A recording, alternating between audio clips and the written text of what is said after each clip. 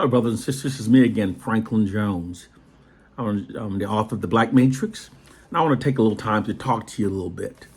I know on social media, so often people come on social media and we're pushing different ideologies, and so often people don't want to hear anything different than what they currently believe. They only want to hear information that supports their belief. And this is because we've adopted the ideology which the dominant white society have pushed, that there are many truths and everyone's entitled to their own truths. So now it creates a setting where we say it's okay to have our own truths. But that ideology was created by those who benefit from lies. The fact is, there are not many truths. There's only one truth. If you don't believe the truth, you're functioning based upon what is untrue. You're functioning based upon a lie. And while most people have the luxury to believe whatever they want to believe, the profound exception to this rule is the oppressed. The oppressed must function based upon what's true, because if our understanding is flawed, then all of our liberating remedies that stem from those misunderstandings will also be flawed. This is why white oppressive forces have spread so much disinformation into our community. The worst enemy of knowledge is not ignorance, it's actually false knowledge. Because an ignorant person might continue to seek the truth, but a person possessing false knowledge, believing is true, stops searching for the truth and becomes mentally enslaved by the false knowledge. This is why the white society has pushed so much false knowledge into the black communities. They don't want us to ever gain a clear understanding of our plight and condition, because it's by gaining a clear understanding of our plight and condition that we will liberate ourselves, and they don't want that. So they spread misinformation. So I'm going to talk about some things that are that we have these different beliefs, and I'm only going to present facts. I'm going to present facts, and when what we believe is contrary of facts, then we know it's not true. Let's move towards what's true. I'm not trying to attack your beliefs. I want us to develop, elevate our minds to function on what's true. Right now, there's a growing number in the African American community where we're saying that we are the true indigenous Americans. This ideology was created by propagandists and spreading to our communities, because when it separates us from our African culture. When we African Americans are separated from Africans, we are stripped of the wealth of culture of being Africans, and this makes us weaker as a people, and they can make us into anything they want us to be. Also, when we are divided from Africans, we are stripped of our numerical global advantage, and we lose all hopes of ever defeating global white supremacy. And the ideology that we are the true indigenous Americans also creates division between ourselves and the true Native Americans. When two oppressed people in this country are divided, the oppressors are made stronger. So let's look at the facts.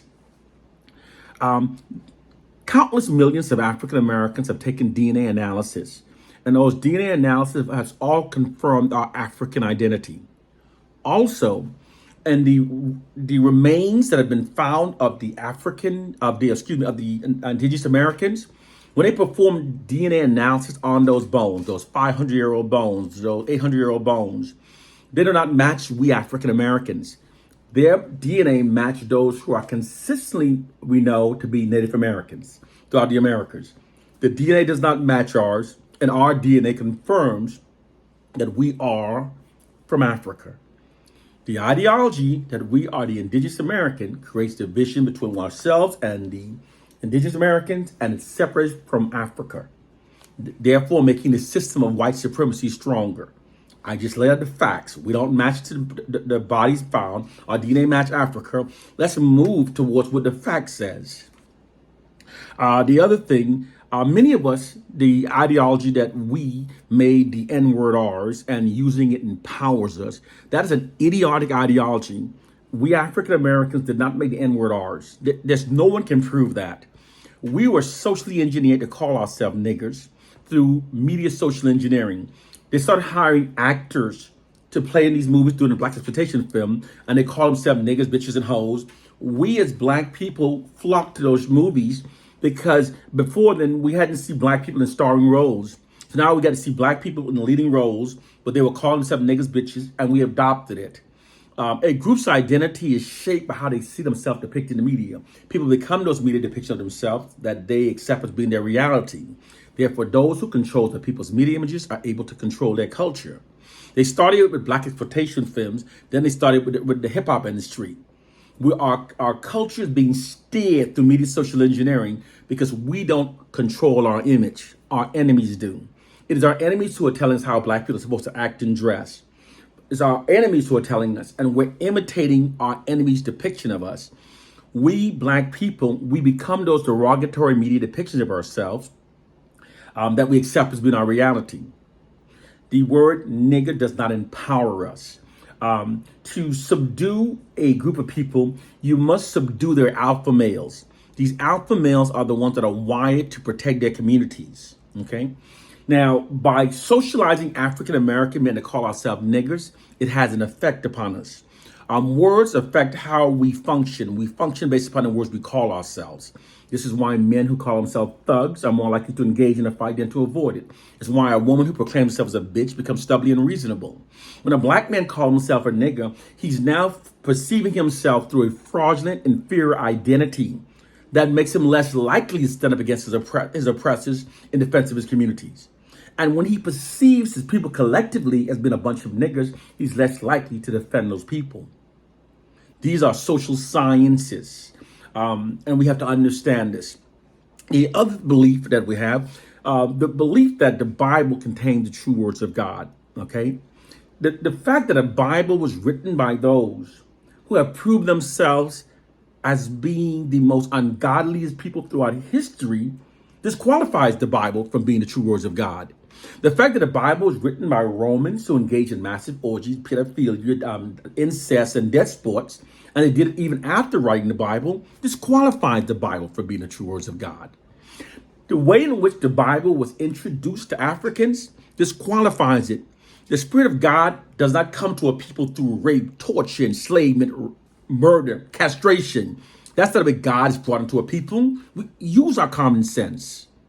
The fact that the Bible strongly condones slavery shows that it's not truly the word of God. A Bible written by our enemies is not the true words of God. And the fact that the Bible was brutally beaten into the minds of our ancestors. And to say that Bible that was beaten into the minds of our ancestors now liberates us, these are idiotic ideologies. We have to understand that the oppressors spread lots of disinformation into our communities. And their goal is to keep us demoralized, divided, and self-loathing. This allows them to control over us indefinitely. They constantly spreading misinformation into our communities. We have to become critical thinkers. We must not be so gullible. Our problem is our oppressors use their monopoly over the information that's fed into our communities to shape our minds in ways that serve their interests. Many black people walk around today with negative views of ourselves. I'm going to show you something.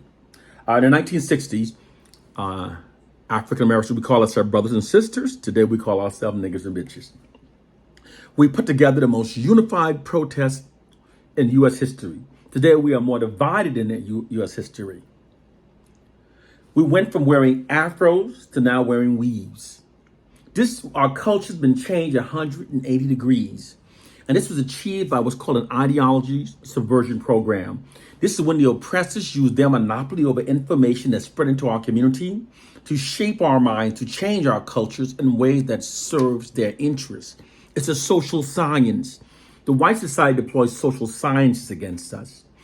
By using social sciences, unlike the blatant systems used to subjugate black people, such as the Jim Crow laws, which resulted in unprecedented black protests, they now covertly steer our culture while making us believe we're steering ourselves. We have to elevate our minds. We have to start studying propaganda. We have to start learning things called social science, social engineering, media subliminal programming. Those are the things, the weapons that the white society employs against us. We have to understand it, learn it, and then develop counter strategies to overcome it. That's all. One love and peace.